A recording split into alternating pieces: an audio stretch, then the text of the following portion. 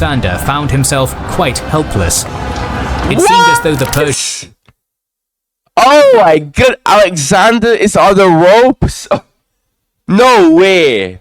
I thought I would never hear that word in a sentence. Alexander the Great, helpless. Alexander the Great, like I said, continuing all the series. Alexander crossed the Hellespont in 334 BC and launched an invasion of the mighty Persian Empire. Soon after, he crushed a provincial Achaemenid army at the Battle of the Granicus, leaving all of Asia Minor ripe for conquest. However, before the Macedonian army could push deeper into Darius's empire and face down its giant armies, it would have to deal with a number of stubborn cities on the Aegean coast loyal to the great king. It was time to prove whether the military machine created by Philip could handle a siege. Join kings and generals in this third episode of our series covering the sieges of Miletus and Halicarnassus. One of the most iconic events in the campaigns of Alexander is his cutting of the Gordian knot, which shows decisiveness in the face of a difficult-to-solve situation. Reports of what had occurred at the Granicus reverberated what the hell just happened? What? throughout Asia Minor with prodigious speed and to immediate effect. At Ephesus, the mercenary garrison, together with one of Alexander's exiled court rivals, Miletus, seized a pair of warships and abandoned their post, making their way to the great king's court. Marching from Sardis, the victorious Macedonian king captured Ephesus without resistance after a 3-day march, before rendezvousing with his navy and receiving emissaries from other Lydian towns offering submission. Intent on securing his conquests before advancing inland, Alexander appointed Parmenion and Alcimachus each a contingent of several thousand troops and sent them off to assure the capitulation of settlements throughout Ionia, Lydia and Aeolia. Their remit was clear. Greek cities were to have democratic governments installed, oligarchies were to be deposed, local customs were to remain unchanged, and... I wish we had that. Freaking hell. Especially in America. Ugh. Freaking oligarchy in America is so freaking awful, man. Golly. And crucially, taxes cancelled, a gesture which never hurts a new ruler's popularity. At this point, while he was concluding affairs in Ephesus, Alexander received a number of important messages in quick succession. First came welcome reports that the governor of Miletus, Hagisistratus, was prepared to surrender his city. Then came the definitely less welcome news that a massive Achaemenid war fleet had been spotted near Rhodes on its way to reinforce the area. Finally, sometime later, Alexander got wind that Hagisistratus, newly inspired by the knowledge that reinforcements were en route, had recanted his surrender. Realizing he had to act swiftly to prevent the city becoming a nigh impregnable Persian fortress, Alexander sent riders to recall his generals and then immediately marched south with what soldiers he had. The king's Hellenic League fleet of about 160 ships was sent ahead.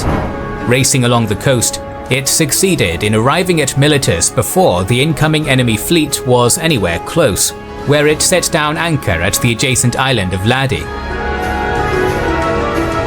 Not long thereafter, Alexander arrived with the army and occupied Miletus's landward outer suburbs without resistance, before establishing a blockade of the inner districts. Then, to reinforce his anchored fleet at Ladi, the king further fortified the island with Thracian skirmishers and a few thousand mercenary soldiers. The massive Persian fleet finally approached Miletus a full 3 days after the Greek fleet had made its base at Ladi.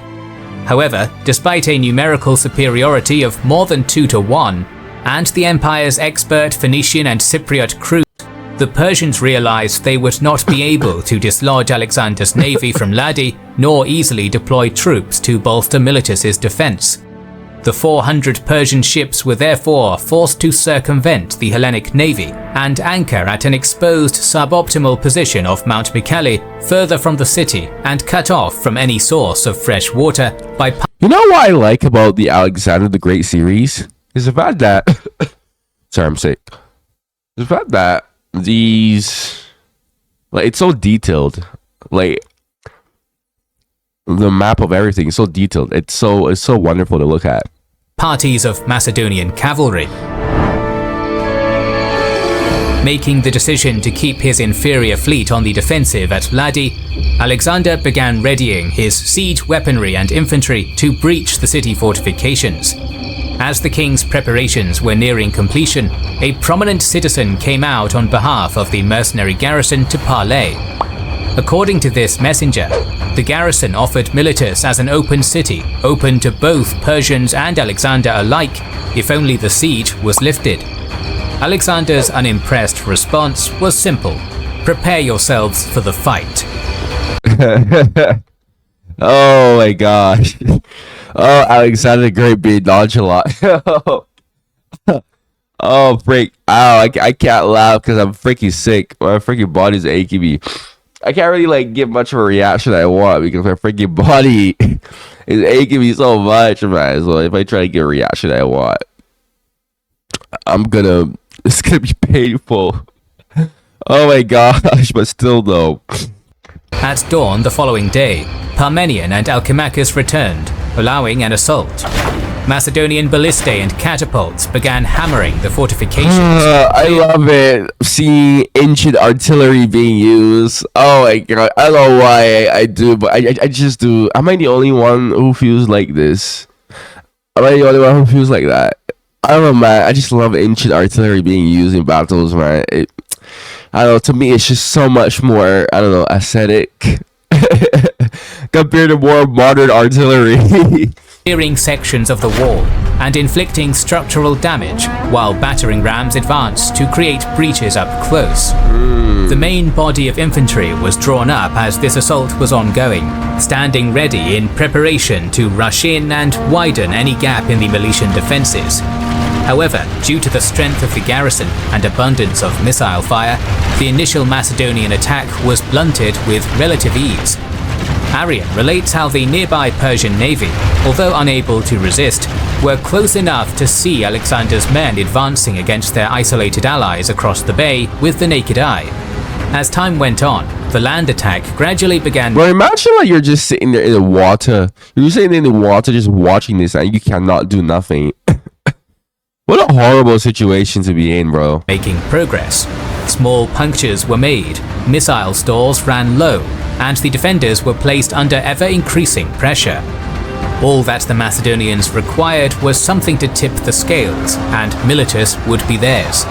Seeing that the king had launched his assault from the land, Admiral Nicanor embarked his ships from Ladi and sailed them into the Miletian harbour mouth, tightly packed in an ostensible attempt to prevent any Persian move to relieve the city. It had a far greater effect than that. With their So why didn't the Persian navy intercept those ships right there? What? walls near crumbling under Alexander's assault, this quasi-attack prompted a total collapse. The Macedonian army subsequently managed to get inside the city, primarily killing soldiers, but also civilians who might have been in the way. Of the Miletian defenders, just 300 men.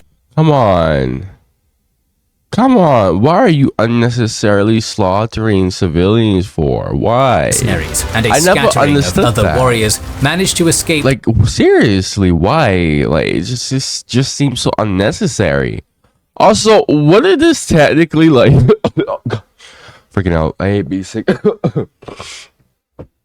What is this technically hurt the economy of the city? Because if people are dead, you can't tax them. That's one thing I never really understood about like mindlessly slaughtering civilians. Is like, what's the point of taking a city if nobody lives there, or you can't tax, or you can't get resources out of it because everyone's dead? To a steep-sided islet slightly offshore. When they surrendered soon after, Alexander granted them the mercy he had learned at the Granicus.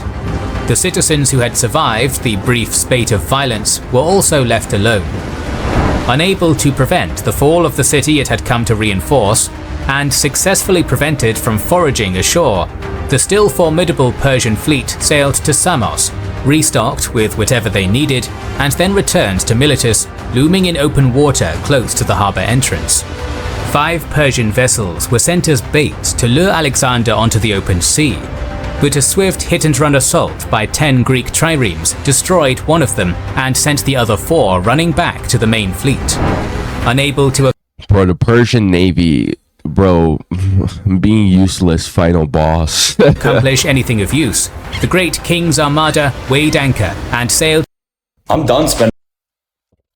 south to Halicarnassus. With Miletus conquered, it was at this moment in mid to late 334 that Alexander made the strategic decision to disband his fleet.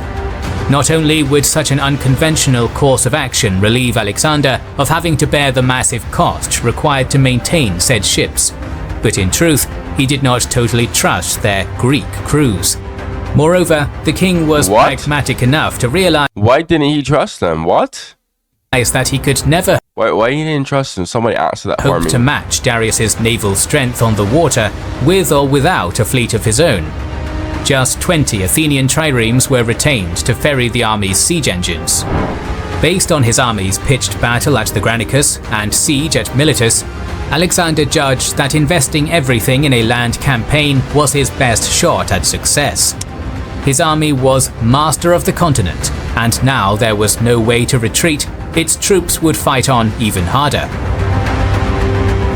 Big risk, Still, man. Persian seaborne might was a firm threat that had to be dealt with, or it might expand the war to a second front in Greece, or even inspire rebellions at home. So, rather than attempting to oppose Achaemenid naval hegemony in the eastern Mediterranean by vainly headbutting it with ships of his own, Alexander instead devised a plan to conquer the ships from the land. He would embark on a Herculean endeavor within his already titanic campaign, marching inexorably down the Mediterranean coastline and capturing coastal cities from which the Persian navy operated.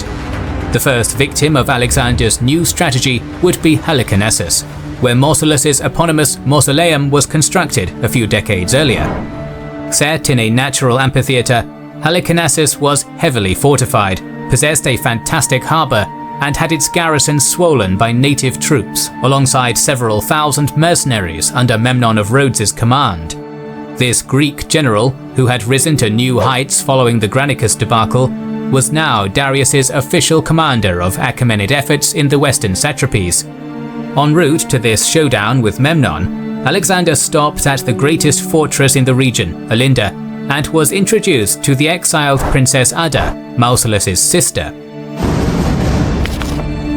Until just a few years before the Macedonian invasion, this region of southwestern Asia Minor, known as Caria, had been ruled by a dynasty known as the Hecatomnids, who were in turn autonomous satraps within the Persian Empire. Ada, a Hecatomnid princess, had been the rightful heir before being deposed and exiled by her brother Pixodarus in 340. He died a few years later, allowing the Persians to marry the late dynast's daughter to Orontabetes and install him as satrap. Now Ada asked the king for aid in taking back her rightful position. By accepting this plea, Diodorus Siculus tells us that Alexander won allegiance from many of the Carian cities. The king subsequently moved on Halicarnassus and approached the city, guarded as it was by crenellated walls and fronted by a large encircling moat from the northeast. Alexander encamped half a mile from the eastern Mylassa gate and began preparing the siege. However, Persian naval supremacy had succeeded in preventing the Macedonian siege train from landing, so Alexander was forced to improvise until it managed to do so. Mounting his steed, Alexander led a scouting party forward to have a look at the formidable defenses they faced. Memnon was on him in an instant. When this scouting force approached, the Greek general had his archers and artillery fire upon the Macedonians from his walls. Golly, Not look at giving the that. invaders a second, he led a sortie of skirmishers out to niggle at Alexander's men with javelins and other missiles. A quick counter Ay, ay, ay. Talk about aggressive, attack man. by the king managed to drive them back inside Halicarnassus, but Alexander nevertheless pulled back to camp. Several days after this initial probe, Alexander assembled his usual crack force of companions, Hypaspists and Agrianes, supplemented them with 3 phalanx regiments, and led them around to the western gate. While his primary aim in this endeavour was to scout out this side of Halicarnassus, there had also been whisperings from sympathizers inside the nearby port, Myndus, that the city would be surrendered if Alexander came to take it that night. Its possession would make seizing Halicarnassus that much easier. Under the cover of darkness, Alexander's force... Why would people even sympathize with Alexander, a foreigner? Not only a foreigner, but a foreign invader. Like, what? I don't know, if somebody could explain that, that'd be nice. Myndus. And every time I like reacting to this stuff, there's like, oh, some type of sympathizer. I'm like, what? Why would people sympathize with Alexander? Like... At midnight, and waited, and waited, and waited some more. There was no sign of the surrender that the Macedonians had been promised. Unwilling or unable to abandon the gambit entirely, Alexander began sapping the walls in an effort to take the town by force. One of Myndus's guard towers fell with relative speed, but the prepared garrison fiercely resisted until reinforcements arrived from Halicarnassus by sea. Having been prepared to simply walk into Myndus, Alexander wasn't ready for another extended siege, and so withdrew to the Melassa Gate, rejoining the bulk of his army. In what was a truly fortunate twist of fate, 20 Athenian triremes bearing Alexander's siege train managed to evade Memnon's ships and unload the city-taking weaponry in a nearby cove. After a rocky start, things were at last looking up for the Macedonians. As the siege engines were made ready, Alexander sent his soldiers, under the cover of portable roofed sheds, to fill in large sections of the outer trench with earth and stones. With the ground prepared, the first proper assault on Halicarnassus could begin in earnest. While trundling siege towers and artillery were used to batter the fortifications, battering rams and mining operations gradually undermined sections of the east curtain wall. When the Macedonian undermining efforts managed to collapse a section of wall or bring down a tower, Alexander would throw his infantry at the section in an attempt to secure a breach. The Macedonian soldiery fought exceptionally well in these engagements, as they always would, but Memnon's equally disciplined Greek mercenaries, supplemented by thousands of native troops and wall archers, managed to keep the invaders at bay with relative ease. So far so good, but Memnon and his command council quickly understood that their enemy's efforts were destroying the walls with disconcerting efficiency. A proactive stance had to be made to prevent disaster. So that same night, while builders worked to patch up the previous day's damage with makeshift secondary fortifications, a commando unit of Halicarnassus' defenders, under Memnon, slipped out of the Carian capital unnoticed and quietly approached the dormant Macedonian siege machines. Getting close, the Greek general attempted to burn down and destroy Alexander's towers, rams, and artillery pieces. Unfortunately for his raiding party, its presence was discovered by sentinels who quickly sounded the alarm. Macedonian reinforcements converged, and a blind, desperate clash in the dark ensued. Beleaguered, unsuccessful, and having lost 170 men killed, Achaemenid forces were eventually forced into retreat. But the hard nighttime struggle had also resulted in 300 Macedonian wounded. Having suffered such casualties, this is probably like one of the most like balanced battles that I have ever reacted to thus so far. This could either go anywhere, and I can't really like. I genuinely do not know who's about to win right now. Neither side made a move for several days and were temporarily content to lick their wounds. This state of affairs apparently changed 3 days later at the behest of 2 rowdy Macedonian infantrymen from Perdiccas's regiment. In the process of drinking together, each man boasted of his exploits and declared how brave they were. Amusingly, and almost certainly because of Dutch courage, the contest escalated into the 2 enterprising warriors taking up their weapons and moving out, intent on putting words into action. Perhaps somewhat bemused by the odd attack, Some guards saw the Macedonians coming and sallied out to assail them, but were in turn killed and driven back by the partially inebriated warriors. Made aware that some of their comrades were in danger, more men from Perdiccas's regiment marched to the fight, drawing even more defenders.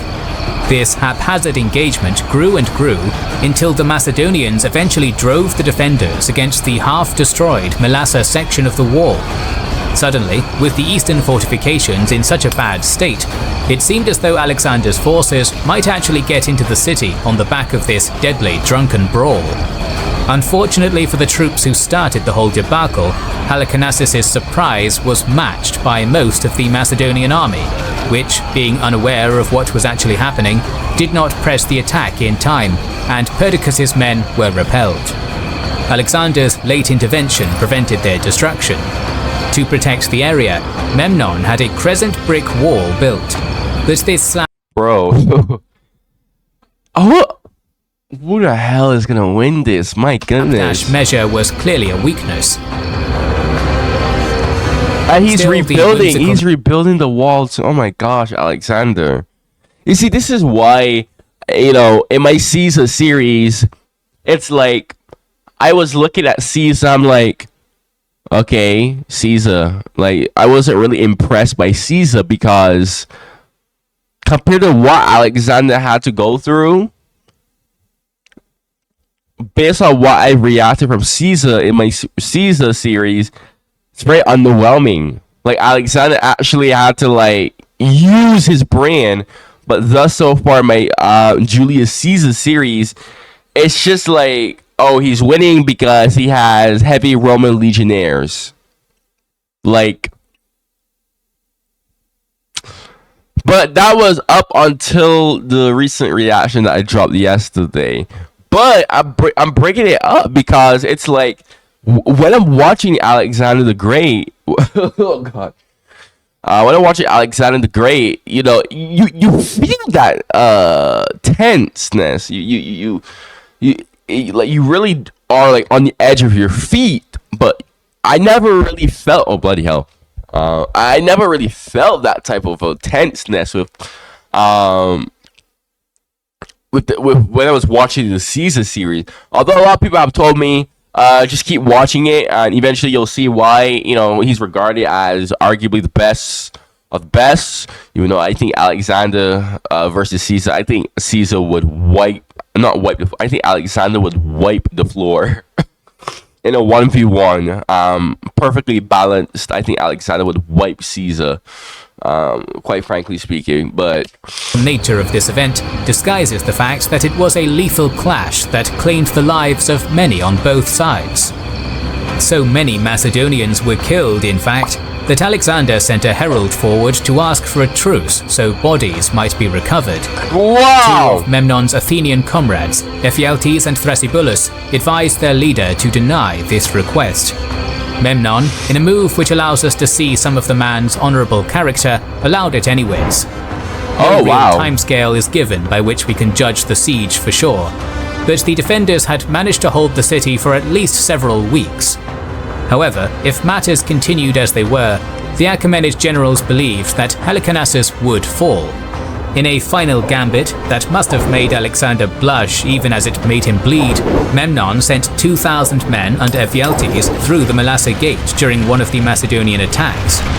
While half formed a phalanx and doggedly held off the king's infantry, the other half wielded brands and caused a great conflagration among his siege engines.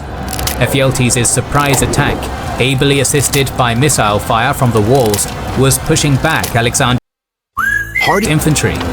The situation became even more critical when Memnon sallied out of the northern gate of the city with Persian reserves, striking the Macedonian infantry in the flanks and rear.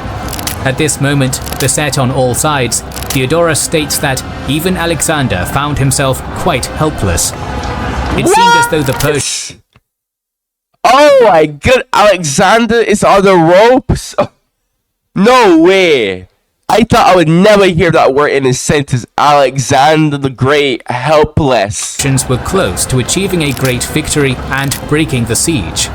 However, it was at this final juncture that Alexander... this is the thing. This is why I actually think Alexander deserves his spot as the great. Like with Caesar, it's just like I've never really like seen much of Caesar like being in this type of position. Like it kind of, sort of, yes, but you know, compared to Alexander, Caesar, what I'm seeing so far from Caesar is thus so far so underwhelming, man. Alexander's reserve battalion of I think is that so many people were hyping Caesar up in my comments and whatnot, and I'm like, okay. And then, you know, I see this, I'm like, ugh. veterans from Philip's era, who were ostensibly exempt from combat, locked their shields, lowered their spears, and entered the fray. These elders smashed directly into Ephialtes' spent ranks, an unbreakable shield wall, and ripped them to pieces. Inspired by this old guard of warriors, the Macedonian soldiers rallied and pressed the assault. In minutes following this intervention, the Greek captain Ephialtes and hundreds of his soldiers were slain, leaving the sortie leaderless. Rest in peace to that Giga Chad, honestly. That guy deserves respect. Worse still was the psychological effect. The defenders had been on the edge of victory, perhaps of winning the entire war. They were not prepared for another fresh foe, and now they began routing.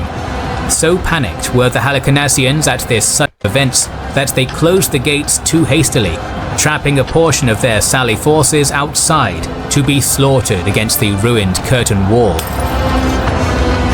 Wow. Over 1,000 of Memnon's troops had been slain in the risky action, and it hadn't paid off. Still, Alexander, whose cause had been definitively saved by the veteran corps, cautiously pulled back to camp at nightfall. Unknown to him, the siege was over and he had won. Inside the moonlit city, Memnon and Orontobates took counsel, and taking into account all of their severe losses and the failure of their final gamble, decided to give up a greater part of the city. Memnon installed the best of his remaining soldiers in Halicarnassus' seaboard citadels at Salmacis and the Arcanesi, before loading the remainder onto his anchored and unchallenged navy, together with whatever movable supplies he could get his hands on. Then, in a methodical scorched earth attempt to prevent Alexander from gaining too much from his conquest, the withdrawing Achaemenids set fire to immovable stores, armories, artillery, and houses next to the walls. It did not seem to have been a vindictive act of wanton destruction against the civilian population, but seasonal autumn winds fanned the flames and led to its spread over great areas of the ancient city. While Memnon raised anchor and embarked, Alexander finally entered the burning city at midnight. At the king's command, Macedonian regiments marched respectfully through the liberated city, rescuing any inhabitant imperiled by the fire and demolishing buildings to create fire breaks. Surveying the still garrisoned fortresses, Alexander had a wall built around Salmacis to prevent any sortie, but found himself unable to do anything about the island's strongpoint of Arcanesi. Leaving 3,000 mercenaries and 200 cavalry to mop up on Persian resistance in Caria, Alexander kept his promise and gave Ada the satrapy before preparing to move deeper into Asia Minor. As he did oh my gosh! So, the armies of Great King Darius III were finally nearing readiness to the east. In the course of the next year, 333, they would march west to the first great confrontation between the two greatest kings of the age at Issus. Our video on that epic battle is on the way, so make sure you are subscribed and have pressed the bell button to see it. Please consider liking, commenting, and sharing. It helps immensely. God, I forgot how good Alexander the Great series is. Like that. Yeah, this is epic. Freaking, let me see, Alexander the Great in the Quran and Middle Eastern myths. What? I might react to that video next. That actually seems interesting. Anyways, you made it this far into the video. Make sure you like and subscribe. Go check out my other reactions on my channel. Check out my other Alexander the Great reactions, man. That was epic. I'm like so sick. It's hard for me to get words out. But make sure you like and subscribe, man. Just Remember, you got any suggestions for me? Comment down below, man. Thank you for watching, and goodbye.